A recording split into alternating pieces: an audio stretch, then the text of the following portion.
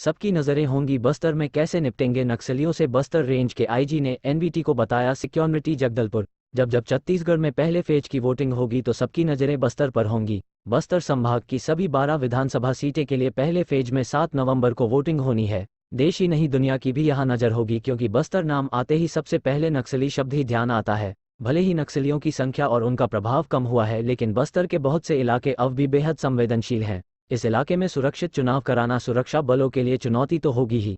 बस्तर में चुनाव तैयारियों के बारे में बस्तर रेंज के आईजी सुंदरराज पी ने एनबीटी से कहा, हमारे पास DRG, STF, Bastar fighters, COBRA ये सब स्पेशल फोर्स हैं। साथ ही सीआरपीएफ, आईटीबीपी भी है। हमें बाहर से भी सुरक्षा बल मिला है। हमने डिटेल सिक्योरिटी प्लान तैयार किया है ताकि हर मतदाता सुरक्षित जाकर वोट डाल सके। बस्तर में अब कितने इलाके बेहद संवेदनशील हैं, ये पूछने पर आईजी सुंदरराज ने कहा कि पिछले 4-5 साल में 65 से अधिक नए सुरक्षा कैंप बस्तर के नक्सल प्रभावित इलाकों में बने हैं। ऐसी कई सड़कें खोली गई हैं जो नक्सलियों की वजह से 35-40 सालों से बंद पड़ी थी। ये सब नक्सल एरिया में थी। अब पॉजिटिव बदलाव हुआ है। नक्सलियों का इलाका कम हो रहा है, उनका रिक्रूटमेंट बेस सिकुड़ रहा है और उनका सप्लाई नेटवर्क भी टूटता जा रहा है। उन्होंने कहा, नक्सली बैकफुट पर है, लेकिन हम उनकी ताकत को कम नहीं आंक रहे। नक्सली अब भी आईईडी या स्मॉल एक्शन टीम के जरिए सुरक्षा बलों या लोगों को नुकसान पहुंचा सकते हैं, इसलिए हम हमेशा अलर्ट रहते हैं। IG Sundarraj. Ground report. Chhattisgarh के बस्तर से नए सुरक्षा कैंप बस्तर के नक्सल प्रभावित इलाकों में बने हैं। वर्षों से बंद कई सड़कें खोली गई हैं। प्लान नक्सलियों की सप्लाई चेन टूटी है, कैडर कम हुए हैं। महिला कमांडो रहेंगी तैनात। पहली बार नक्सल प्रभावित इलाकों में महिला कमांडो को भी चुनाव के दौरान तैनात किया जाना है।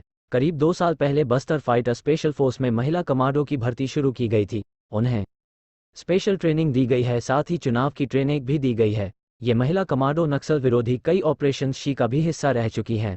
आईजी सुंदरराज ने कहा कि इस चुनाव में पहली बार कुछ मतदान केंद्रों को ऑल विमेन सिक्योरिटी पर्सनल मतदान केंद्र के रूप में आइडेंटिफाई किया गया है। एक जिले में 5 ऐसे केंद्र हैं। पूरे बस्तर संभाग में 35 ऐसे केंद्र हैं जिन पर महिला बल तैनात रहेगा। उन्होंने कहा कि इससे समाज में भी संदेश जाएगा। इस बारे में विस्तार से जानने के लिए क्यूआर कोड स्कैन करें। नक्सलियों के प्रभाव में कमी। सरकारी सूत्रों के मुताबिक जब छत्तीसगढ़ राज्य बना था उस वक्त बस्तर संभाग में नक्सलियों का प्रभाव लगभग आधे इलाके में था।